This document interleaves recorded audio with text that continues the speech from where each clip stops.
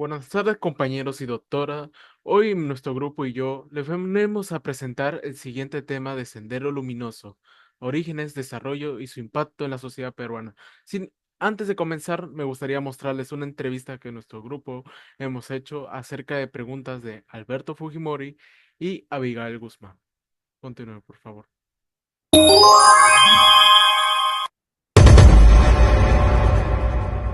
Tipo que trajo desgracia, crisis, horrores al Perú, asesinato, deshumanización. Un hombre bastante sanguinario porque tipo, como sus consignas era matar campesinos, gente inocente, ¿no? El líder del partido, el líder terrorista, asocio a la vez terrorismo. El movimiento que surgió en Ayacucho. Y Sendero Luminoso era un grupo criminal que, por ejemplo, atacaba a las personas, a políticos, asesinaba a muchos ancianitos. Yo lo considero como una secta terrorista, en el cual implantó el terror en el Perú y quiso llegar al poder a través de la fuerza. Hay miles de casos, ¿no? Son 69.000 personas afectadas por el terrorismo y entre ellas aproximadamente 15.000 muertes, me parece, en lo que había investigado. Y hubo una violación horrible de los derechos humanos. En un aspecto era necesario medidas mucho más fuertes en el tema del terrorismo. Sin embargo, llegar a ese extremo vulnera derechos. Las socializaciones que vivían las mujeres, ¿no? Contra su voluntad propia. Puede destacar tanto por parte de la secta terrorista como del propio presidente. El propio presidente se le culpa por violar los derechos humanos, pero creo yo, en mis conocimientos, que no hubo violación a los derechos humanos como tales, que es completamente erróneo, mientras que por parte del terrorismo sí hubo violación de los derechos humanos. Es controversial en general, creo que no era la forma de abolir a ese tipo de situaciones. Alberto Fujimori en ningún momento dio ninguna orden expresa de que vayan ahí a matar a la gente. De hecho, lo único que él quería era controlar todo eso que era el terrorismo. Fue un presidente que cumplió su labor, sin embargo no creo que llegue a ser un héroe nacional.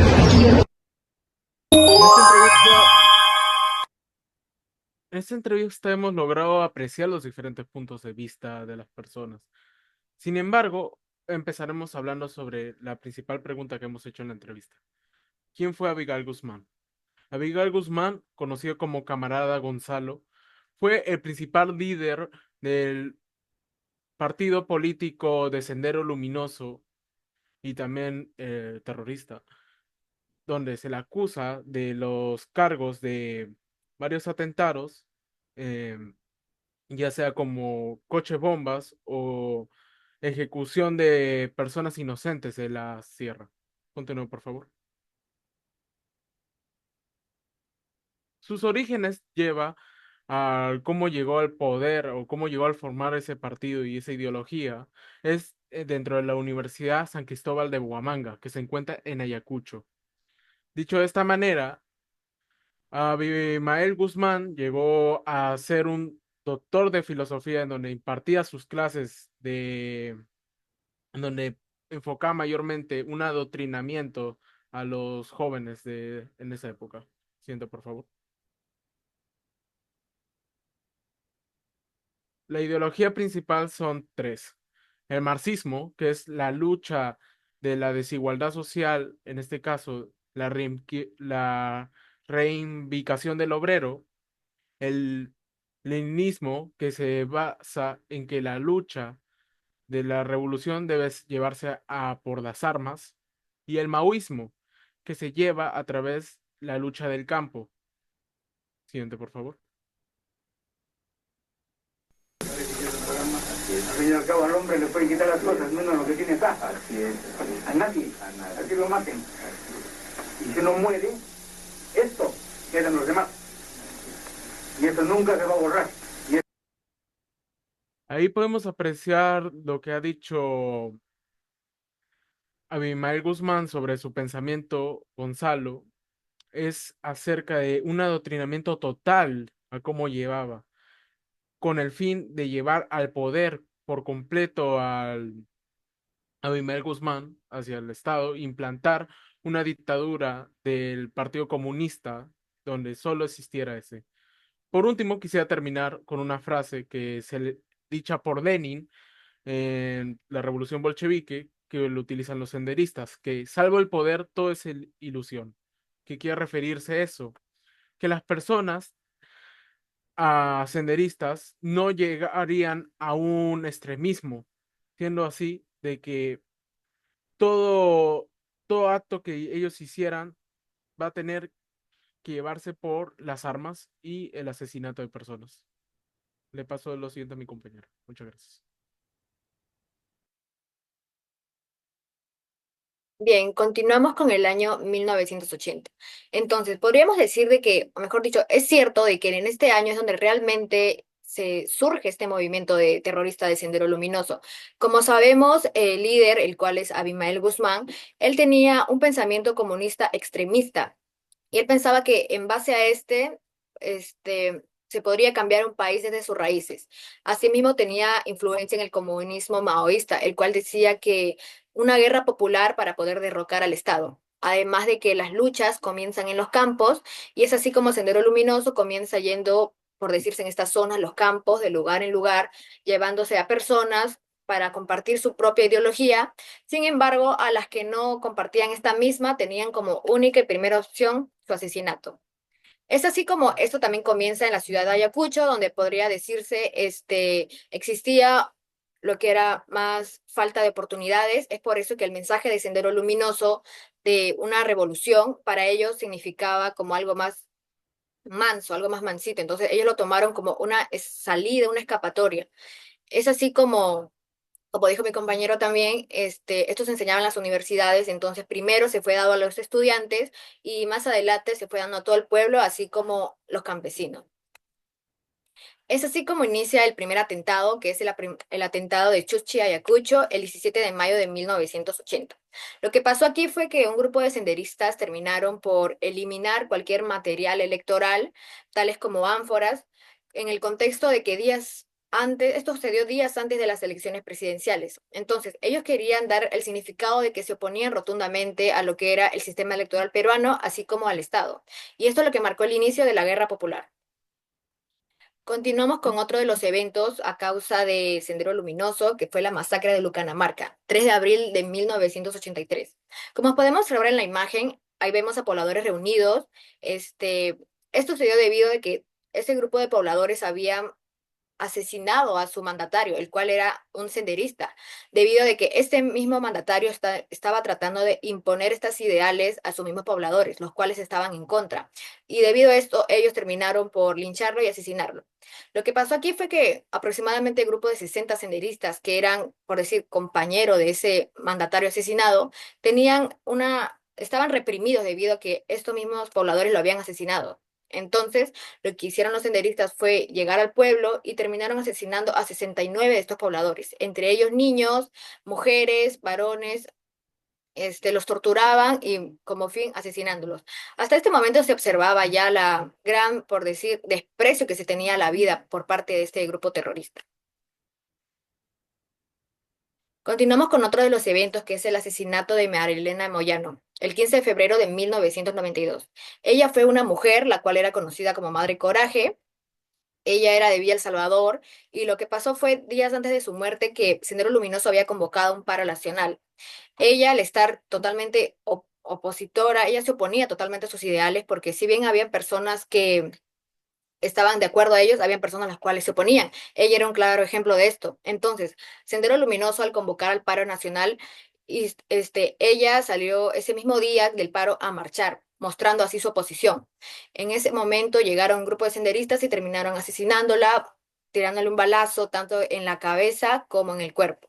Sin embargo, Sendero Luminoso no simplemente se quedó, por decir, tranquilo asesinándola, sino también fueron a su funeral y terminaron poniendo explosivos en su tumba. Esto se dio, podría decirse, como señal de que cualquiera que se opusiera a esa ideología terminaría de esa misma forma, asesinado.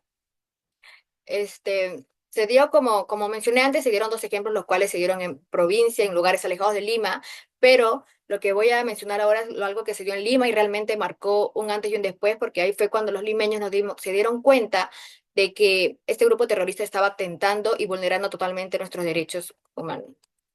Y seguimos con el atentado en la calle Tarata, el 16 de julio de 1992. Lo que pasó aquí fue que aproximadamente a las 9 de la noche, 7 senderistas se encargaron de poner dos coches bombas llenos de explosivos en esta calle. Fue tan grande la onda expansiva de estos explosivos que terminaron asesinando a más de 25 personas, decenas de heridos y más de 360 familias damnificadas. Entonces, ahí fue cuando los limeños realmente se dieron cuenta de tal desprecio que se tenía a la vida por parte de este grupo terrorista. Y ahora les voy a mostrar un video.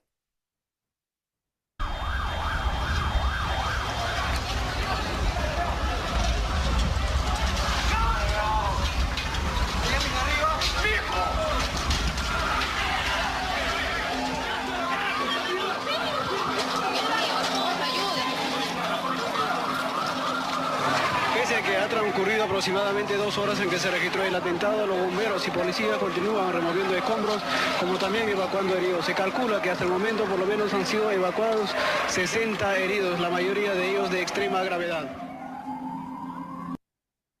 Bien, este fue uno, podría decirse, de los últimos atentados fuertes que marcaron un antes y un después aquí en el Perú, debido a que ese mismo año surgió su captura.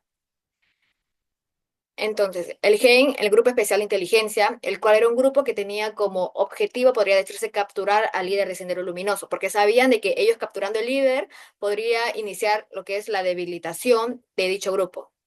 Entonces, lo que pasó fue el 12 de septiembre de 1992. Con la Operación Victoria, este grupo, tras un arduo trabajo de investigación que duró meses, lograron capturar a Abimael Guzmán en su casa ubicada en Surquillo.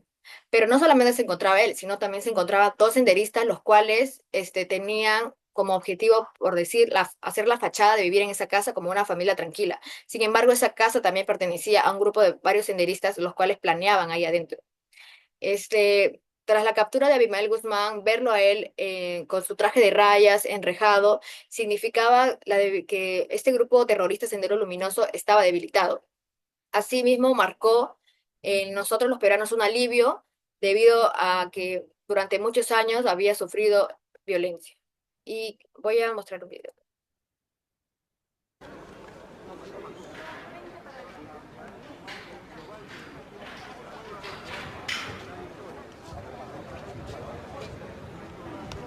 Loco, tu 300.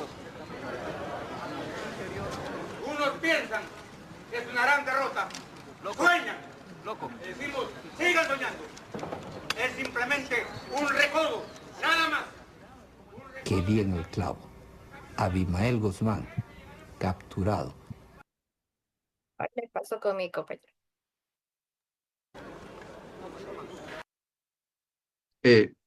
Ok, yo hablaré sobre la biografía de Alberto Fujimori. ¿Puedes pasar?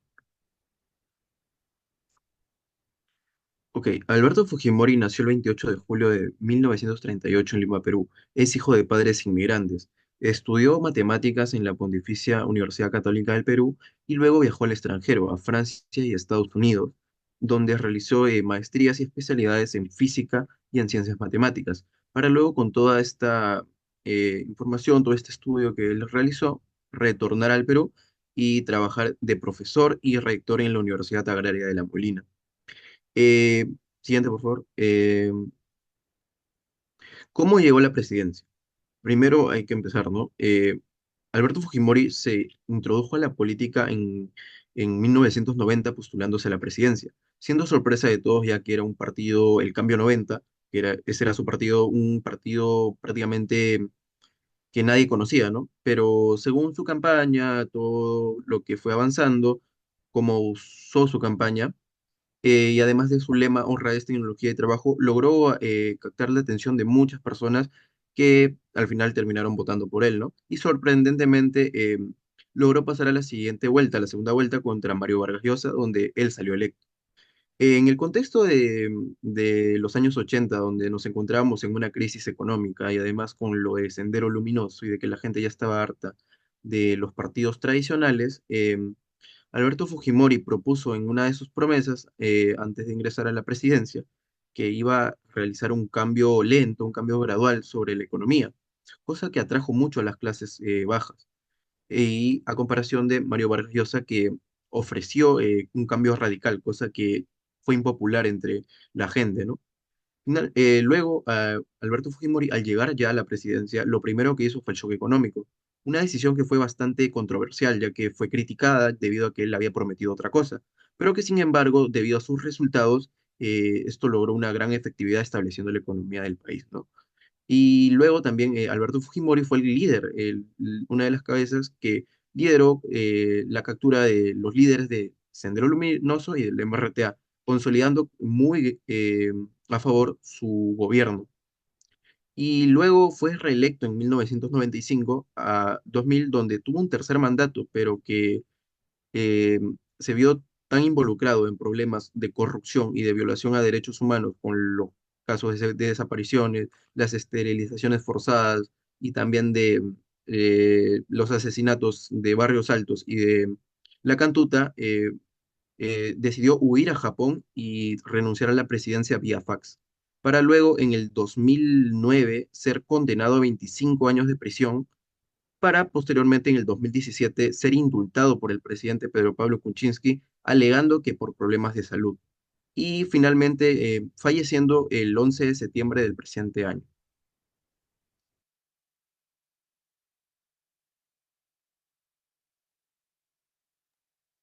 Y ahora pasamos a la que es quizá la parte más controversial del tema. ¿Cómo Alberto Fujimori afrontó el terrorismo de Sendero Luminoso, toda su ola de terror durante su primer gobierno? Bueno, para empezar hay que entrar un poco en contexto. Sendero Luminoso se fundó en Ayacucho a eso de finales de los 70. Y con el pasar de los años, ya casi aproximadamente 10 años, se fue ganando poco a poco la aceptación y la simpatía de las comunidades allá en la sierra. Y bueno, todo esto hasta que en los 80 ya todo explotó, se dio su gran auge y este grupo terrorista ya empezó a realizar actividades delictivas, atentados, bueno, es terrorismo, ¿no? En toda la palabra. Cualquiera pensaría que luego de esto el Estado peruano tomaría cartas en el asunto directamente y se pondría manos a la obra, ¿no? Pero lastimosamente no fue así. Su primer movimiento fue dejar que la Guardia Civil del Perú se encargara de todo. Es chistoso incluso decirlo, ¿no? Pero el Estado peruano pensaba que este movimiento era inofensivo, inocuo y que solamente era algo de provincia, exclusivo de allá. Prácticamente dejaron de lado a la sierra, ¿ya? Y bueno, hasta que 2 años después, en el 82, se declaró como estado de emergencia Ayacucho. Esta fue la primera acción, en teoría, fuerte, así que tomó el Estado peruano contra Sendero Luminoso. Pero seamos sinceros, con toda esta magnitud, así que se estaba dando en ese entonces, declarar como estado de emergencia a solo una población es una medida menor. Y bueno, tarde o temprano, el peruano ah, ah, iba a pagar por esto, ¿no? Todo escaló rápido. Pasó del campo a la ciudad, más tarde que nunca. Y, y es chistoso cómo el Estado peruano tuvo el descaro de dejar que todo esto pasara. Recién tomaron cartas en el asunto, enviaron a las fuerzas militares, a la FAA, todo, justo después de que llegaran a Lima. Prácticamente, el Estado peruano esperó a que, ya así, o bueno, no esperaba que todo este problema así de Sendero fuera a ser nacional realmente. ¿Ya? La gente importante, o, bueno, por así decirlo, los pitucos así de Lima, no pensaban que este problema iba a ser tan grande, ¿no? Cuando llegaron a Lima, empezaron a colgar perros en cada poste de cada avenida importante. También empezaron a hacer, sí, otros tipos de atentados como coches bombas, apagones. También la economía y la gestión de Alan García en su primer gobierno no, no ayudaba para nada. En resumen, Fujimori recibió el país cuando él ingresó a la presidencia en una crisis extrema. Todo el país estaba desmoronando y bueno, son años tristes, ¿no? Fueron años tristes. Ahora pasamos a lo que es el Gerín. Siguiente, por favor. El GEIN es el Grupo de Inteligencia Nacional, ah, no, el Grupo Especial de Inteligencia del Perú, bueno, lo fue al menos, el cual fue creado antes del gobierno de Fujimori, durante el gobierno de Alan García, para combatir a Sendero Luminoso. Fue creado el 5 de marzo del 90 y, bueno, fue creado en unos primeros intentos de utilizar inteligencia militar, ¿no? O sea, luego de tantos fracasos se requería un nuevo enfoque, se requería ah, estrategias de inteligencia, vigilancia, y todo esto se asume, ya así que fue, bueno, se dice al menos, que cada estrategia utilizada era idea de Fujimori, lo cual, bueno, en lo personal siento que no es cierto, ya que en realidad Fujimori nunca tuvo mucho que ver con el GEIN. Fujimori pensaba diferente y él tenía otras tácticas, ¿no? Así de cómo combatir el terrorismo. El GEIN, por otro lado, luego de su primera misión exitosa, la Operación ISA, continuó durante el gobierno de Fujimori y se realizaron más operaciones. La más importante fue la Operación Victoria, en la cual se capturó a este señor Guzmán. Ahora pasamos al Grupo Colina. Siguiente, por favor. Ya. El Grupo Colina es la explicación total de cuáles eran bueno, es el ejemplo total de cuáles eran las tácticas y cómo Fujimori pensaba que iban a combatir a Sendero Luminoso, ¿no? El Grupo Colina fue un grupo paramilitar creado en el 91, el cual, en un intento de luchar contra la subversión y el terrorismo, porque también era su meta, ¿no? O sea, luchar contra el terrorismo y Sendero Luminoso, el MRTA y todo en sí, ¿ya? Este grupo utilizaba lo que conocemos como combatir terror con terror. Utilizaban así para combatir el terrorismo, más terrorismo por así decirlo. Utilizaban tácticas terroristas, jugadas sucias, estrategias muy extremas, ¿no? Para la época. Ah, este grupo cometió cientos de violaciones a los derechos humanos en su lucha. Y bueno, todo esto fue bajo el gobierno y régimen de Fujimori, todo supervisado por el Servicio de Inteligencia, los cuales, bueno, entre ellos, creaban leyes, daban amnistías, se encubrían en general.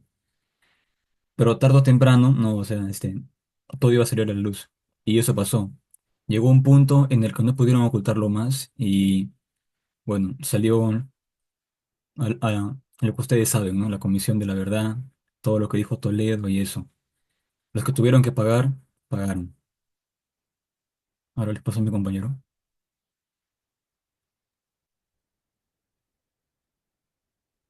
Otro de los puntos más importantes que se dio en el gobierno de Fujimori fue el Fujishock, que afectó a la economía hasta el día de hoy. Pero ¿por qué se llegó al Fujishock? Uno de los puntos más importantes que se dio en el gobierno de Fujimori fue que antes de Fujimori, Alan García, a los 36 años, aparentaría ser una promesa para el futuro del país. Pero pasados los años de su gobierno, el Perú se había sumergido en la mayor crisis económica de su historia. Alan García implementó medidas estadísticas en su primer discurso de la nación. Anunció que la deuda externa, la cual era pagada con el 60% de las exportaciones, sería reducida a solo el 10%. Siguiente diapositiva. Asimismo, iría también a la ONU y reafirmó que no dialogaría con el Fondo Monetario Internacional, rechazándolo y desligándose de esta organización. Como respuesta inmediata, el FMI declaró inelegible al Perú, cancelando cualquier tipo de préstamo futuro al país y también ahuyentando así inversiones nacionales como extranjeras. También agrandaría de forma gigantesca el Estado y así aumentando el gasto público. A medida que la inflación aumentaba, decidió congelar los precios. Aumentó el sueldo mínimo en un 18% e implementó planes sociales otorgando subsidios para completar el dinero faltante al momento de comprar. Al mismo tiempo que también imprimía billetes sin parar, por lo tanto. Por ejemplo, si la gente quería comprar un tarro de leche, le costaría 5.000 intis, pero ellos solo tenían 2.000, por lo que 3.000 intis era lo que el gobierno tenía que poner para que la gente pudiera comprar. A corto plazo, sí, este sistema satisface las necesidades del ciudadano, pero al inyectar tal cantidad de dinero artificialmente, el consumidor obtiene más dinero para poder comprar por lo que a largo plazo ocasiona una escasez de productos más. Considerando que que los productos tenían un precio fijado por el gobierno, si el costo de la lata de leche es de 4.500 y te obligan a venderla a 5.000, tu margen de ganancia es mínimo, por lo que no había incentivo para producir y seguir comercializando. Esta impresión de billetes, los subsidios, los precios fijos y un sinfín de medidas estadísticas hicieron que el Perú sea uno de los países más pobres en toda la región, teniendo una hiperinflación del 2.765%. Siguiente diapositiva, por favor.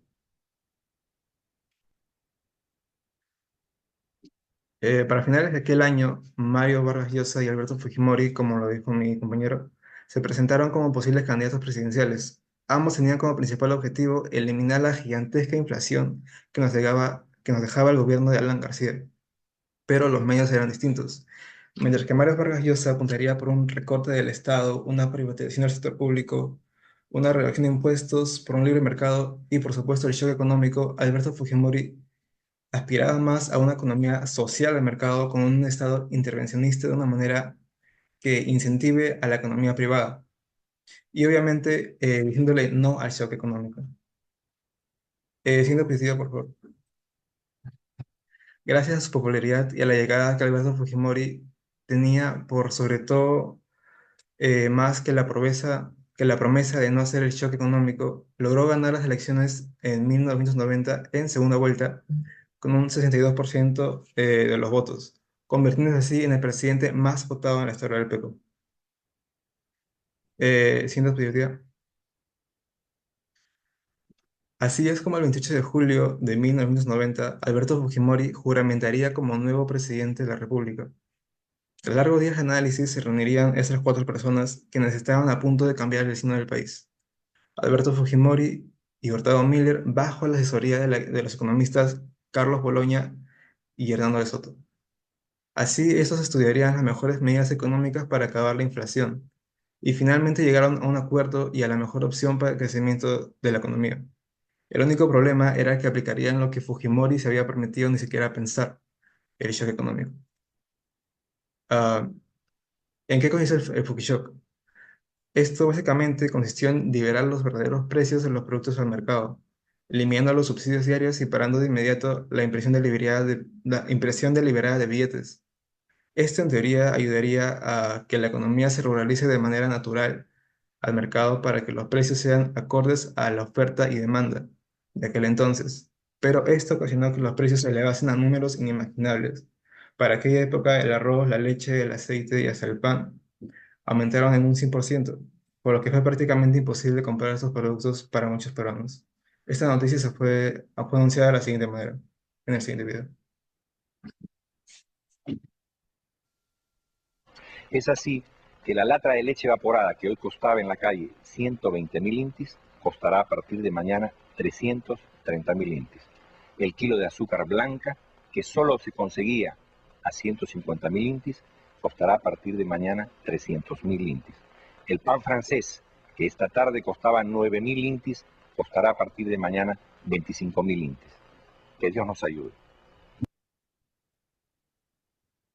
Al día siguiente del comunicado del ministro de Economía, Hurtado Miller, las calles eran un caos. Ante la imposibilidad de poder comprar, los saqueos no tardaron en presentarse y se contaron hasta 4 fallecidos entre manifestaciones e intentos de saqueos.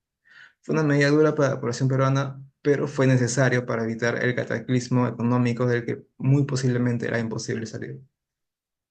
Este choque económico también implementó el ajuste económico debidamente que incluía la liberación del comercio exterior, la eliminación del control de precios, una significativa reducción del gasto público, mediante el corte salarial, eliminación de subsidios y eliminación del Estado. Es indispensable mencionar que la creación de la que hasta la fecha sigue siendo la moneda del país. La creación del nuevo sol retomaría una economía renovada al principal objetivo para que su principal objetivo era eliminar de una vez por todas las grandes cantidades de indies que circulaban en el mercado. El nuevo sol se adoptó el 1 de julio de 1991, reemplazando al INTI a un tipo de cambio de 1.000.000 a 1, es decir, 1.000.000 de INTIs valdrían un sol. Ahora le paso la palabra a mi compañero Edu, que va a decir unas conclusiones. Siguiente pantalla, por favor. Bueno, la conclusión que quiero dar más que todo es sobre acerca de lo que hemos visto en este tema, en el Perú de la época 80. Hemos visto que Sendero Luminoso, en este caso, ha fomentado un terror en los ciudadanos. Yo quisiera recordar hasta cierto punto de que la historia no debe olvidarse. Y por eso puse esa imagen de el Museo del Lugar de la Memoria, el LUM, donde ahí las personas podrán ver los crímenes que se cometió durante esa época y también incluido lo de los crímenes que hizo Alberto Fujimori hacia las esterilizaciones forzadas y, y los atentados como el Grupo Colina. Sin nada más que decir, quisiera agradecer a la doctora por escucharnos y muchas gracias.